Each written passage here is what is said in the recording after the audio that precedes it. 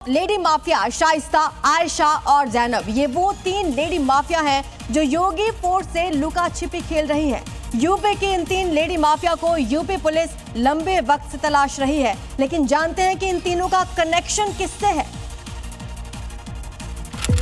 तारीख 15 अप्रैल 2023, वक्त रात 10:30, जगह प्रयागराज, उत्तर प्रदेश। नहीं ले गए तो नहीं गए। मेन बात ये है कि यही वो आखिरी शब्द हैं जो माफिया अतीक अहमद की जुबान से निकले ही थे कि उसकी कनपटी पर बदमाशों ने गोली ठोक दी। बगल में खड़े छोटे भाई माफिया अशरफ को भी गोली मार दी। तीन बदमाशों ने पुलिस सिक्योरिटी में मीडिया के सामने सरेआम माफिया ब्रदर्स को ढेर कर दिया। आज से ठीक 3 साल पहले प्रयागराज में हुई हत्या ने पूरे देश को हिलाकर रख दिया। उत्तर प्रदेश के कुख्यात गैंगस्टर अतीक और अशरफ की हत्या 15 अप्रैल 2023 को ही की गई थी और ये वो जगह है जहां पर माफिया ब्रदर्स की गोली मारकर हत्या की गई थी। हत्याकांड की जो जगह है उस जगह की तस्वीर हम आपको दिखा रहे हैं। ये वो जगह है जहां पर मीडिया से मुखातिब होते समय ही अतीक और अशरफ पर ताबड़तोड़ गोलियां बरसाई जाती हैं।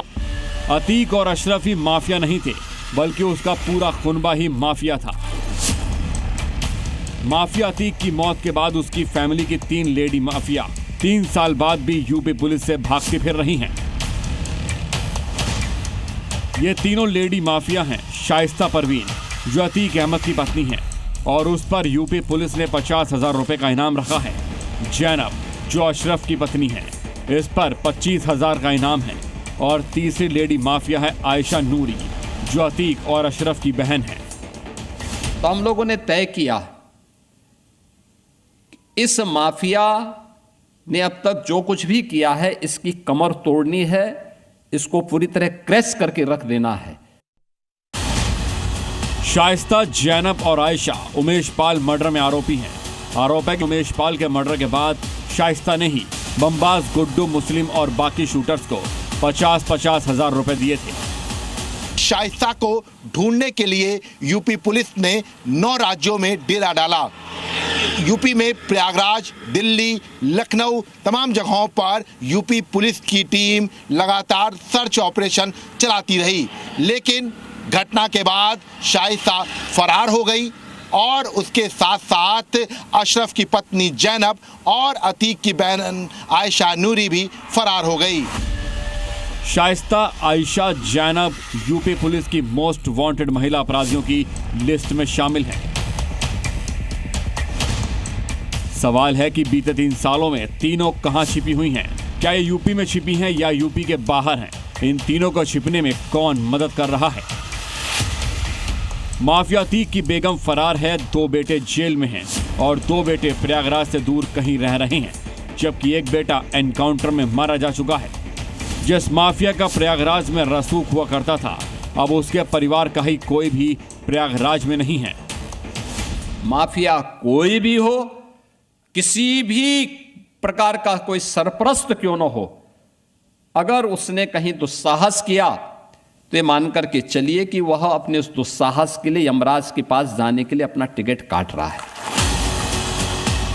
अतीक ने अपने जिंदा रहते यूपी के अलग अलग शहरों में कई 100 करोड़ की संपत्ति खड़ी कर ली थी, कहीं कब्जा करके तो कहीं काली कमाई के दम पर। लेकिन योगी के शासन में उसकी कई संपत्तियां जब्त की जा चुकी हैं। लखनऊ के फैजुल्लागंज में इंदिरापुरी कॉलोनी के इस बंगले पर अब झाड़ियां उगाई हैं, क्योंकि कई सालों से ये बंद पड़ा है। योगी सरकार ने अवैध कमाई से खड़ी अतीक की इस प्रॉपर्टी को अपने कब्जे में ले लिया है। ये आप बोर्ड देख सकते हैं कि यहाँ पर जब ये कुर्क की कार्रवाई की गई थी जिला मजिस्ट्रेट के आदेश से, उस वक्त ये बोर्ड जो है वो यहाँ पर चस्पा किया गया था। आप तस्वीरें सकते हैं कि इसमें बाकायदा ये अभियुक्त अतीक अहमद का यहाँ पर जिक्र किया गया है। इसके साथ साथ शाइस्ता प्रवीण का जो है वो यहाँ पर जिक्र किया गया है। ऐसे में ये कहा सकता है कि लखनऊ के फैजुल्लागंज में ये एक आलीशान बंगला था और इसको अतीक अहमद ने कब्जाया था, जिसके बाद अब इस पूरी प्रॉपर्टी पर भी कार्रवाई की गई है और कई 100 करोड़ों की जो प्रॉपर्टी है वो इन 3 सालों में कार्रवाई की जद में आई है। खानदानी माफिया की 3 लेडी माफिया की तलाश योगी फोर्स ने अभी रोकी नहीं है और ना ही अतीक और उसके बदमाशों के खिलाफ कार्रवाई थमी है, क्योंकि योगी का एक ही लक्ष्य है, जब तक पूरी तरह से तोड़ेंगे नहीं, छोड़ेंगे नहीं। प्रयागराज से मोहम्मद गुफरान के साथ लखनऊ से विशाल रघुवंशी, जी मीडिया।